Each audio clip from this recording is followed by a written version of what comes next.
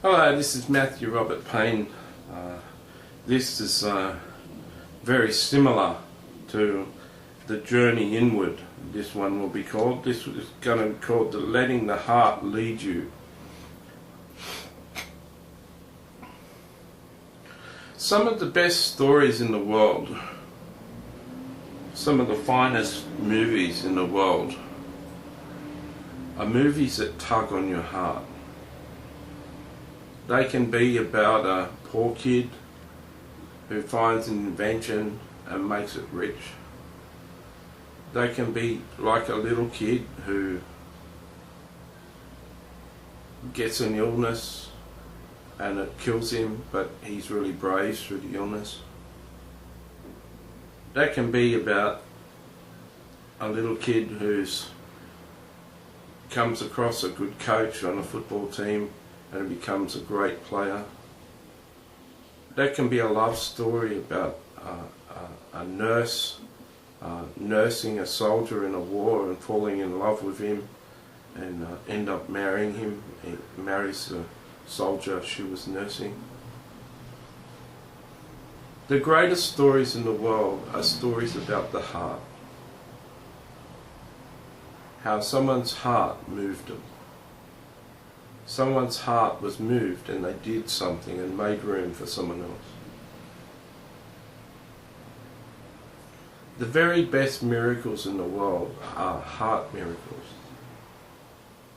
I'll give you an example.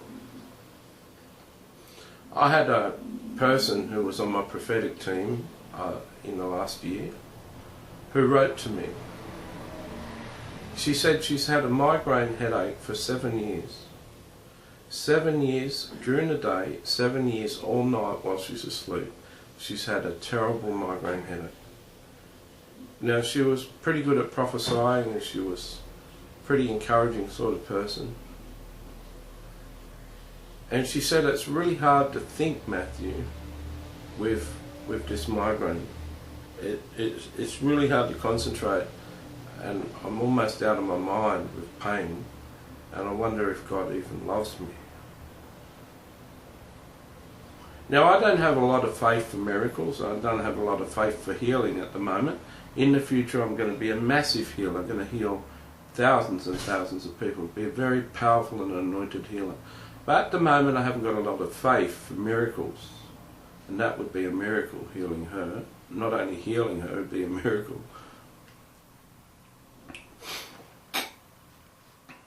I haven't got a lot of faith. And so I couldn't do anything with her email. I couldn't write back and I said, I heal you in Jesus' name, because I don't believe in that prayer. I don't have faith in that prayer, so the prayer wouldn't work. I was off, I'd gone into my church centre.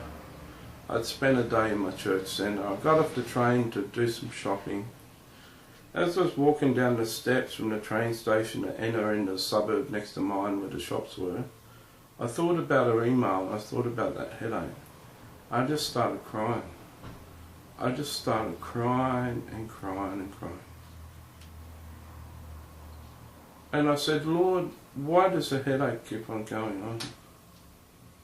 Can't you stop it, please? Please stop that headache.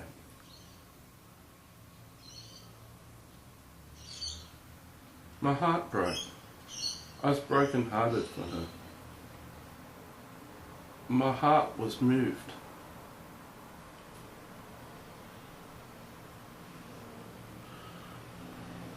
I didn't have the faith to pray for her to be healed. I didn't have the faith to tell her she was healed in Jesus' name in an email. Her story just broke my heart. My compassion welled up on me and I wept and I said to the Lord, why do you allow this? I wrote her an email and I said, I've prayed for you, Daphne. It is my prayer that the Lord would have listened to my prayer and remove your headache for you. Love always, Matthew. She wrote me an email the next day and she said, as soon as I opened your email, before I even read a word, the presence of God hit me powerfully. And by the time I'd finished reading your email, my headache had left. My migraine headache had left. She's healed. She hasn't got that headache anymore. Now I could say that I'm a mighty worker of signs and wonders. I know another person who had a headache, a migraine all the time, and his headache just stopped. Both of those people turned on me and became very spiteful enemies of mine. Both of their headaches are still gone.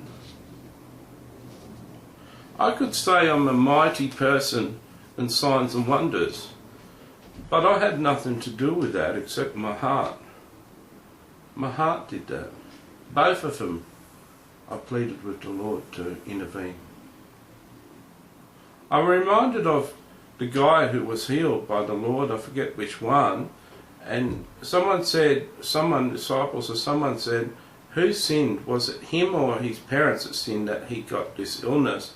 And the Lord said, no, he got this, he was blind or whatever, so that the Son of God might be manifested, so this miracle might happen and people may recognise the Son of God. This guy had gone through his whole life blind or sick or whatever, all his life, so that Jesus could be identified as the Messiah, as someone, a signs and wonders worker. I look at that story and say, oh, so much suffering just for that to happen. I still got issues with that story.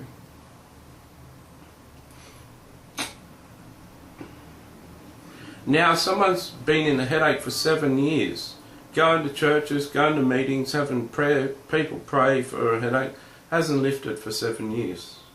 I cry and plead with the Lord and it goes. It's like a sign and a wonder of me. Gee, Matthew's headed for big things in healing. That's just because my heart was moved. Jesus found out John the Baptist had died. He was reported. He said he went away to a quiet place on a boat. He crossed the river. On the other side of the river, a crowd gathered. And it says, and Jesus had compassion on them and healed all their sick. Then he preached to them all. Then he fed them all, the feeding of the 5,000. Then he sent the crowd away. Then he sent his disciples away. Then he went up on his hill and cried like he was going to cry at the beginning of the day when he went away to cry. But in the midst of his hardest day, he healed all the sick and fed the 5,000. That was on his saddest day. It said he healed their sick because he had compassion on them. Mighty signs and wonders don't come from anything else but compassion. Anyone operating in pride, thinking that Mr. Great Pants, Mr. Hot Pants, they can't heal as well as someone who has compassion on the brokenhearted and is a vessel for God's healing. You need to let your heart lead you. You too could do a great healing simply by weeping. Who have you wept for this week? Do some weeping for me. I could do with some healing. God bless you.